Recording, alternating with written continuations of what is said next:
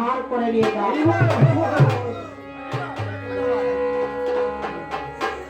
আমার জলরে যাই মধুর বৃন্দাবন।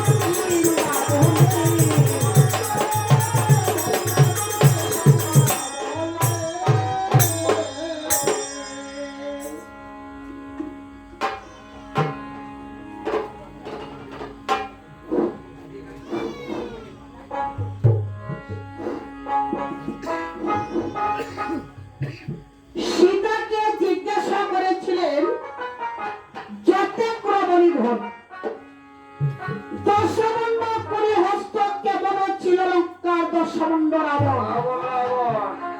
সীতা বলে সে কেলেন হাতে কি কোনো খালে ছায়া মাত্র দেখিয়াছিলাম শুধু সাগরের জলে। একদিন পঞ্চ সখীগণ জিজ্ঞাসা করেছিল সীতা দেবীকে, বলেছে গো ভগিনী তোমাকে যে লঙ্কা রাবণ হরণ করে নিয়েছিল সেই রাবণকে কেমন আমার কোনোদিন দেখতে পাই না। বলেছে সখীরে আমাকে যখন রাবণে হরণ করে নিয়েছিল রে সখী আমি সাগরের জলের মধ্যে রাবণকে দেখেছিলাম। আমি রাবণের সম্মুখে চাহিয়ে রে সখী।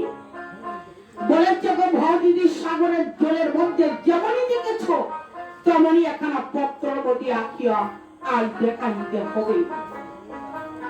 পঞ্চ সখীগণের কথা শুনে পঞ্চমাসের গর্ভ সীতা একখানা পত্র হস্তে নিয়ে লঙ্কার দশমন্ড রাবণকে আঁকিতে লাগিলেন।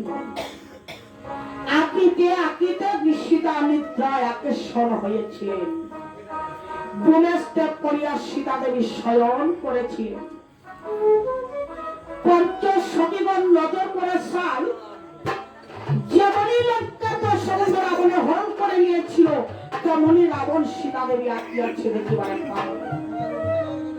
পঞ্চ সখীগণ এক সখী আরেক সখীর কাছে বলেছে সখীরে আজ আমরা রামচন্দ্রের কাছে যাইয়া রামচন্দ্রকে জিজ্ঞাসা করব যে রামের স্ত্রী সীতা দেবী কেমন সখী।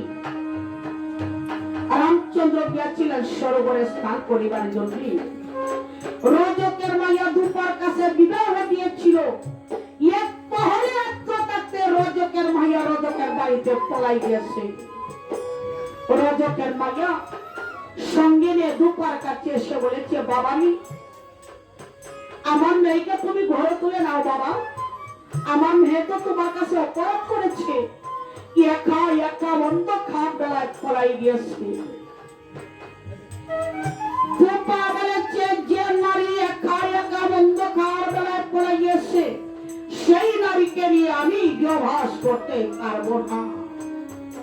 রজক বলেছে বাবাই আমার মেয়েকে নিয়ে যে বাবা তুমি গৃহবাস করতে পারবে না রামের স্ত্রী সীতা দেবী লঙ্কা রাবণে করেছিল হরণ। রাবণ রাজাকে নিধন করে সীতাকে উদ্ধার করে রামচন্দ্র কেমন করে সীতাকে নিয়ে গৃহবাস করতেছি।